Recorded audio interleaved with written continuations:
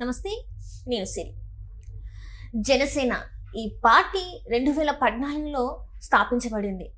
జనసేన అధినేత పవన్ కళ్యాణ్ గారు ఎన్నో మాటలు, ఎన్నోసార్లు అవమానాలు కూడా ఎదుర్కొన్నారు.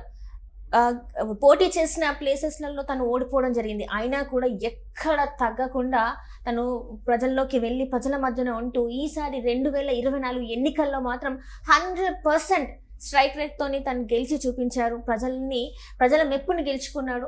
ఏదైతే తన కళ ప్రజల మధ్యలో ఉండాలన్న కళ నెరవేరింది. అయితే ఈరోజు 11వ సంవత్సరాన్ని కంప్లీట్ చేసుకొని 12వ సంవత్సరంలో అడుగు పెడుతున్న తరుణంలో ప్లీనరీ అయితే పిఠాపురంలో జరుగుతుంది. మరి అసలు పవన్ కళ్యాణ్ గారు ఎన్ని హర్డల్స్ ఫేస్ చేశారు, ఎలాంటివి ఫేస్ చేశారు, ఇక్కడ వరకు వచ్చారనే దాన్ని మనకి వివరించడానికి మనతో పాటు ఉన్నారు ప్రముఖ సీనియర్ జర్నలిస్ట్ డివిఎస్ గారు. నమస్కారం సార్. నమస్తే సార్. జనసేన పార్టీ స్థాపించి 11 సంవత్సరాలు కంప్లీట్ చేసుకొని 12 సంవత్సరాలకి అడుగు పెడుతున్న తరుణంలో ఎన్నో అడ్డంకులు, జనసేన అధినేత పవన్ కళ్యాణ్ గారు ఎన్నో అడ్డంకులు ఫేస్ చేశారు. ఎంతోమంది అవమానించారు. తన పర్సనల్ ఫ్యామిలీ మ్యాటర్స్ మాట్లాడారు. ఇంకా పిల్లల గురించి కూడా మాట్లాడడం జరిగింది. ఆఖరికి చూస్తే 2024లో 100% స్ట్రైక్ రేట్ సార్. ఎట్లా అంటే అసలు ఎవరు ఊహించలేదు అసలు. అలాంటి పరిస్థితి ఇప్పుడు ఏపీకి డిప్యూటీ సీఎంగా ఉన్నారు, 5 శాఖలకి మంత్రిగా ఉన్నారు. సో ఎలా సాధ్యమైందంటారు సార్? అసలు ఏమనుకొని తను పూనుకొని ఈ పనులుగా అడుగుపెట్టడం జరిగింది. ఈరోజు మరి ఇలా ఉన్నారంటే దీన్ని అసలు మనం ఎలా చూడాలంటారు? Pawan Kalyan power star, Andhra Pradesh deputy CM, ఒక సముద్రం, ఒక పర్వతం, ఒక దేశపు జెండా అనగానే నీకు ఆయన డైలాగ్ గుర్తొస్తుంది. సముద్రం ఎవరి కాళ్ళ దగ్గర కూర్చుని మొరగదు, పర్వతం ఎవరికి వంగి సలాం చేయదు, ఒక దేశపు జెండాకున్నంత పొగరు నాకుందంటాడు. అంటే కార్యకర్తల పైన అతను వేస్తున్న ముద్ర, ప్రజలను అతను సమ్మోహనపరుస్తున్న విధానం. ఇవాళ పవన్ కళ్యాణ్ అంటే అదొక ఫీవర్. ఆంధ్రప్రదేశే కాదు, మొత్తం తెలుగు జాతి అంతా కూడా పవన్ ఫీవర్ అంటే ఒక ఉత్సాహం, ఒక ఉద్రేకం. పరవళ్ళు తొక్కుతున్న విధానం ఏంటంటే మరి ఎక్కడ 0.05%, ఎక్కడ 100%. ఇప్పుడు ఆయన 2 ఎన్నికలే ఫేస్ చేశాడు. ఇప్పుడు నువ్వు చెప్పిన పుష్కర కాలంలో 12 ఏళ్ళు పవన్ ప్రయాణం, రాజకీయ ప్రయాణం. అంటే 12 ఏళ్లలో మొదటిసారి ఎన్నిక పోటీ చేయలేదు. రెండో ఎన్నిక 138 స్థానాల్లో పోటీ చేశాడు. 126 స్థానాల్లో డిపాజిట్ పోయింది. అంటే 2 చోట్ల పోటీ చేసి 2 చోట్ల ఓడిపోయాడు. 0.05%. అంటే గెలిచింది ఒకడే. ఆ ఒక్కడు కూడా పార్టీ మారాడు. ఎంత పర్సెంట్? 175లో 1 అంటే 0.05%తో ప్రారంభమయ్యాడు అసెంబ్లీ. ఇప్పుడు ఎన్ని వచ్చాయి? 100%. అంటే దేశంలో 100% సక్సెస్ సాధించిన ఏకైక పార్టీ జనసేన పార్టీ. 21కి పోటీ చేశాడు, 21 గెలిచి కూర్చున్నాడు. అసలు ఇది ఒక పెద్ద రికార్డ్ అనమాట. ఎవరో అతను మన పాస్వాన్ కొడుకు చిరాగ్గా ఎవరో 5 సీట్లలో పోటీ చేశాడు, 5 గెలిచాడు. అది 5.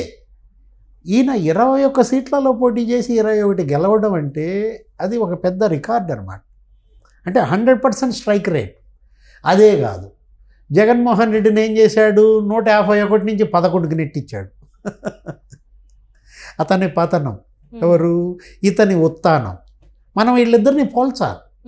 ఎందుకంటే 2 పార్టీలు, ప్రాంతీయ పార్టీలు, 2 నాయకులు. ఏది? వైఎస్ఆర్ కాంగ్రెస్ అది పెట్టి అన్నాళ్ళు అవుతుంది 14 ఏళ్ళు. అది మొన్నే 2 రోజుల క్రితమే వాళ్ళది కూడా ఆవిర్భావ దినోత్సవం. నువ్వు కూడా వీడియో చేస్తుంటావు. 2 రోజుల క్రితమే వైఎస్ఆర్ కాంగ్రెస్ పార్టీ ఆవిర్భావ దినోత్సవం. మరి జెండా ఎగరేసే పరిస్థితి కూడా లేదు. అది అంటే సెలబ్రేట్ చేసుకున్నారు సార్. అంటే పొద్దున్న జెండా ఎగరేశారు, సాయంత్రం సాయిరెడ్డి జెండా పీకేశాడు.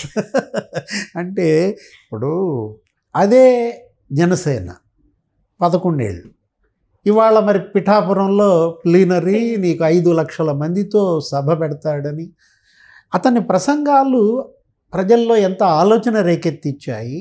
ఆ రోజు కూటమి ప్రభుత్వం ఏర్పాటులో అతను చంద్రబాబుతో ములాఖత్ అవ్వడం, అక్కడికక్కడ పొత్తుని ప్రకటించటం, బీజేపీతో సంప్రదించకుండా. ఆ తర్వాత బీజేపీ పొత్తులోకి వచ్చింది. అది కదా అసలు ఆంధ్రప్రదేశ్ ముఖ చిత్రాన్నే మార్చేసింది. అది కదా జగన్మోహన్ రెడ్డి పతనానికి మొదటి రాయి ఎత్తింది. అక్కడ పడిందని మనం మాట్లాడుకోవచ్చు.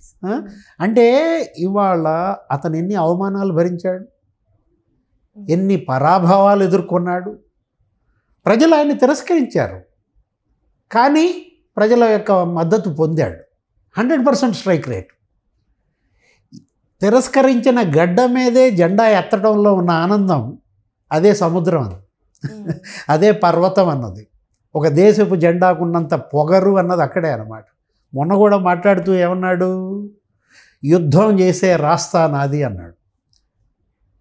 ఏ రాస్తాలో అయితే యుద్ధం చేస్తామో, ఏ రస్తాలో అయితే అపజయం అద్భుత విజయం అవుతుందో, ఏ రస్తాల్లో అయితే మరణం మహాప్రభంజనంలాగా జ్వలిస్తుందో అదే నా రాస్తా అన్నాడు, అదే నా మార్గం అన్నాడు. షంషేర్గా చెప్పేశాడు, ఏది ఎవరైతే నా వెంట నడుస్తారో వాళ్ళే రండి, నాకు అడ్డం పడే వాళ్ళు పక్కకు తొలగండి అన్నాడు. కొంతమంది అడ్డం పడాలని చూశారు. మొన్న వరకు కూడా చూసాం కదా అసలు, చాలా వరకు అసలు జనసేనని అంటే విడగొట్టాలని చెప్పేసి, కూటమి నుంచి విడదీయాలని చెప్పేసి ఎన్నో అనేక ప్రయత్నాలు చేసినా కూడా పవన్ కళ్యాణ్ గారు ఒకటే బయటకు వచ్చి ఒకటే మాట, ఏది ఏమైనా చేసినా మేము ఇట్లనే ఉంటాం, ఇంకా 15 సంవత్సరాల పాటు మేము ఇట్లానే ఉంటాం, ఇంకా ఇది ఎవరేం చేసినా వాళ్ళ ఇష్టం, ఇంకా వాళ్ళ ఓపిక అన్నట్టు మాట్లాడడం అంతే కదా. మరో 10 ఏళ్ళు చంద్రబాబే ముఖ్యమంత్రి, ఈ కూటమి 15 ఏళ్ళు ఉంటుంది అంటే జగన్మోహన్ రెడ్డికి భవిష్యత్తు 15 ఏళ్ళు లేదు. అంటే 2040 దాకా జగన్మోహన్ రెడ్డికి మళ్ళీ ముఖ్యమంత్రి మర్చిపోవటమే. ఒక దెబ్బకి ఆ పార్టీలో వలసలు పెరిగాయి, ఒక దెబ్బకి అందరూ జైళ్ల పాలు అవుతున్నారు, కేసులు.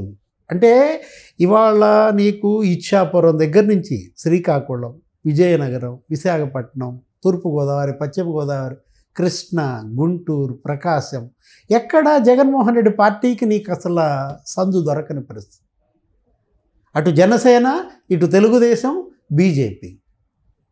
ఇప్పుడు ఉత్తరాంధ్రలో 32 స్థానాల్లో 2 స్థానాలు వచ్చాయి జగన్కి, ఇంకెక్కడ స్థానం ఉంది?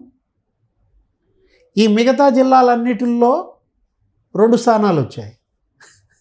అంటే అతను గెలిచిన 11 స్థానాల్లో ఇప్పుడు నేను చెప్పిన జిల్లాల్లో అతనికి వచ్చింది 4, 7 రాయలసీమలో వచ్చాయి. అంటే ఎలా జగన్ పట్టు కోల్పోయాడు, పవన్ ఎలా పట్టు బిగించాడు అనేది ఒక పెద్ద లెసన్ ఆంధ్రప్రదేశ్ రాజకీయాల్లో.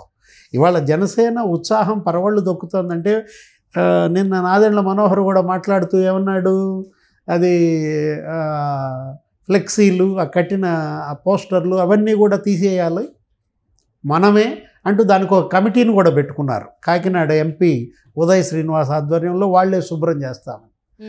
అంటే ఇక్కడ సామాజిక బాధ్యత. పవన్ కళ్యాణ్ తను సంపాదించుకున్నదా ప్రజలకి ఖర్చు పెట్టిన విధానం, విపత్తుల్లో ₹1 విరాళం ఇవ్వటం, కౌలు రైతులకి ₹1 పంచిపెట్టడం, ఏది ఆత్మహత్యలు చేసుకున్నారు, ఉద్దానం సమస్య అసలు తీసుకొచ్చిందే పవన్ కళ్యాణ్. ప్రజల దృష్టికి తేవటం కాదు, ప్రభుత్వం మీద ఒత్తిడి చేసి పింఛన్లు ఇప్పించాడు కిడ్నీ బాధితులకు.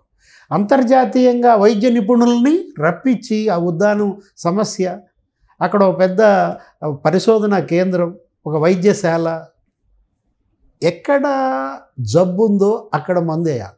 అమరావతి రైతులు, మహిళలకు అతను అండగా ఉన్న విధానం, రాయలసీమ అనంతపురంలో అతను పాదయాత్ర చేసి అక్కడ రైతులతో మమేకం కావడం. అంటే జనంలో ఉన్నాడు, కష్టంలో వెన్నంటి నిలిచాడు. ఇవాళ ఒక పర్వతంలాగా మారాడు.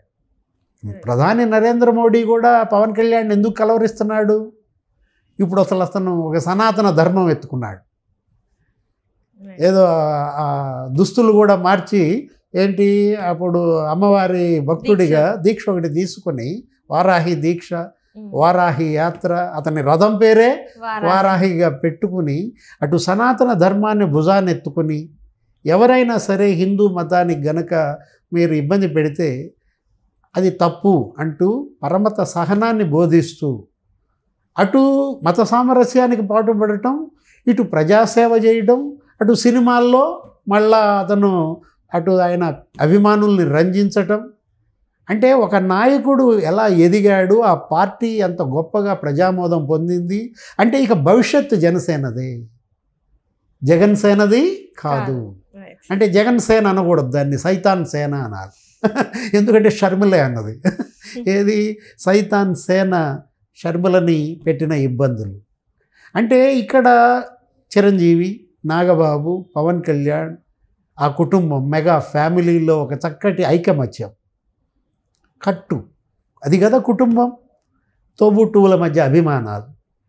ఇక్కడ జగన్మోహన్ రెడ్డి కుటుంబం చెల్లెళ్ళని కన్నీళ్లు పెట్టించటం, అమ్మని కోర్టులో నిలబెట్టడం, అక్కడ అంజనమ్మ చిరంజీవి తల్లి, పవన్ కళ్యాణ్ తల్లి, ఆమెను గౌరవించే విధానం. కోర్స్ అంజనమ్మని బూతులు తిట్టిన వాళ్ళంతా వాళ్ళు జైలు పాలయ్యారు. పవన్ కళ్యాణ్ పెళ్ళాలను తిట్టిన వాళ్ళంతా వాళ్ళు జైలు పాలవుతున్నారు. అంటే కన్ను మిన్ను కానగా రాకుండా విర్రవీగితే పతనం, వినయం విధేయతతో ఉంటే గెలుపు దారితీస్తుంది, ఉత్థానం. Right sir, right. Thank you so much sir.